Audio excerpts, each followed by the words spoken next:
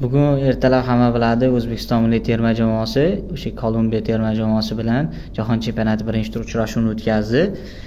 Yutqizgan bo'lsak ham menimcha hammada kayfiyat yaxshi.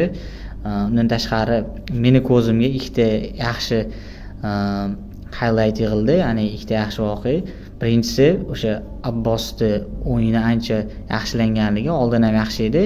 Ikkinchisi o'zim uchun kashfiyot bo'ldi. O'sha Behruz Karimov degan bola. Oxirgi marta Bunyodkor stadionida ko'rgandim. Uncha o'yin yaxshi chiqmagan. O'sha bola ancha o'sibdi.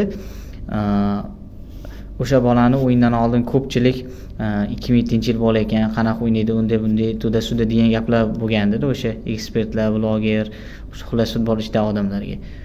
Agar o'sha bolani 97-minutdagi adashmasam Pelesini shuncha edi, gol bo'lib qolganda, ya'ni tepgan zarbasi o'ta zo'r tepgan, 9likka 2-3 santimetrga adashdi. Menimcha o'ta zo'r chempionatlardan bittasi ketardi. Shu bola agar bugungi o'yindan qilib beradigan bo'lsa, Portugaliya bilan Kongoga qarshi aniq ketadi Surxondan, ya'ni yaxshi jamoaga demoqchiman. Hech bo'lmaganda O'zbekiston chempionatidan kuchli chempionatga ketadi. Undan tashqari Abbosni mana Liverpool qiziqyapti deyapti.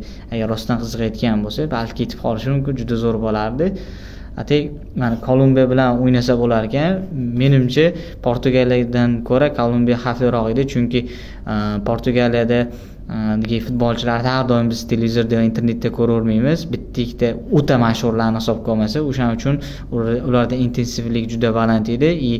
O'yinchidan nima kutish bilish ozgina qiyin edi. To'g'ri, futbolchilar murabbiylar bilan taktikalar o'rganib chiqqan, chizmalar ko'rib chiqqan, o'yin tahlillarini, baribir hamda endi Portugaliyaga qaraganda.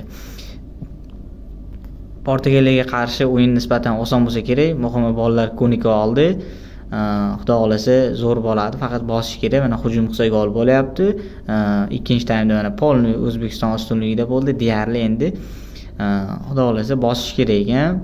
Ochko olsa bo'ladi. Xudo xolasa Portugaliyadan 1 ochko olamiz. Eng kamida shunday Kongoni yutsak, 4 ochko bilan eng yaxshi 3-o'rinlar bilan chiqsak bo'lar ekan.